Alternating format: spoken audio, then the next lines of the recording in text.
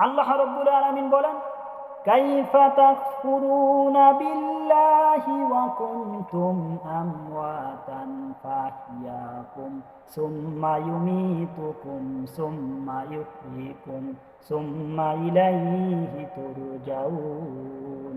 আল্লাহ রাব্বুল আলামিন বলেন, কাইফা তাকফুরুনা বিল্লাহ, বান্দা তুমি কেমন করে আমি আল্লাহ রাব্বুল আলামিনকে অস্বীকার করো?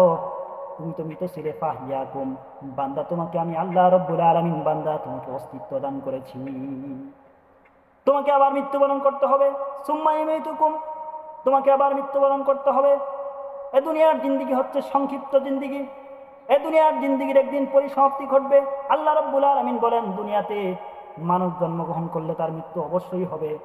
কত রাজা বাদশা দুনিয়ায় ছিল, যাদের প্রভাব এত বিস্তার ছিল, অফিস আদালত কলকারখানা তাদের কথা মতোই চলতো, কিন্তু সময়ের পরিবর্তনের মাঝখানে তারাও বিলীন হয়ে অন্ধকার কবরে চলে গেল। আল্লাহ বলেন, সুম্মা ইউমীতুকুম, তোমাদের সবাইকে মৃত্যুবরণ করতে হবে। সুম্মা ইউহয়িকুম, আবার তোমাদেরকে আমি আল্লাহ রাব্বুল আলামিন তোমাদেরকে জীবন দেব। জীবন দিয়ে কাল কিয়ামতের কঠিন ময়দানে আমি হিসাব বান্দা তোমাদের কাছ থেকে নেব। সুম্মা ইলাইহি তুরজাউন, বান্দা তোমাদের সবাইকে আমি আল্লাহ রাব্বুল আলামিনের দিকে ফিরে আসতে হবে।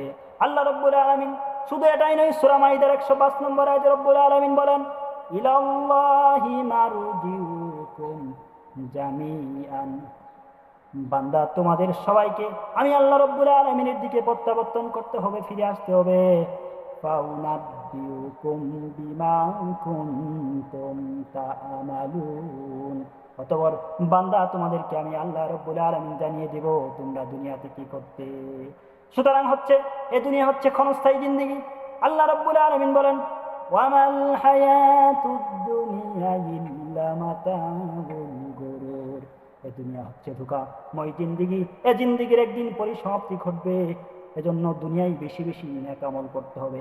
আল্লাহ রাব্বুল আলামিন বলেন, তোমরা দুনিয়াতে নেক কাজের প্রতিযোগিতা করো। লিমিসলি হাদা ফালইয়ামালিল আমিলুন, তোমরা দুনিয়াতে নেক কাজ করার জন্য একে অপরের সাথে প্রতিযোগিতা করো, কে কত বেশি নেক কাজ করতে পারো। কারণ এ দুনিয়ার জিন্দেগি একদিন পরিসমাপ্তি ঘটবে, শেষ হয়ে যাবে। আল্লাহ রাব্বুল আলামিন কাল কিয়ামতের ময়দানে হিসাব নেবেন। সুতরাং দুনিয়াতে তোমরা যদি নেক কাজ করতে পারো, আল্লাহ রাব্বুল আলামিন বলেন তোমরা নেক কাজের প্রতিযোগিতা করো এবং তোমরা আশার পথ অবলম্বন করো। আল্লাহ রাব্বুল আলামিন বলেন, সাবিকু ইলা মাগফিরাতিন মির রাব্বিকুম ওয়া জান্নাতিন আরদুহা কাআরদিস সামাই ওয়াল আরদ, আল্লাহর মাগফিরাতের দিকে, আল্লাহর ক্ষমার দিকে বান্দা তুমি ফিরে আসো। তোমাকে এমন জান্নাত দেওয়া হবে, তোমার জিন্দেগির গুনাহগুলি মাফ করে দেওয়া হবে, যে জান্নাতের বিশালতা হবে আকাশ আর জমিনের বিশালতার সমান। সুবহানাল্লাহ। আল্লাহ রাব্বুল আলামিন বলেন, আল্লাহ তাআলার নৈকট্যশীল বান্দা তুমি যদি হতে পারো, আল্লাহ রাব্বুল আলামিন কাল কিয়ামতের ময়দানে হিসাব নিকাশ শেষ করে বান্দা তোমাকে এমন জান্নাত দান করবেন যে জান্নাতের তলদেশ দিয়ে বান্দা নহর হয়ে যায়।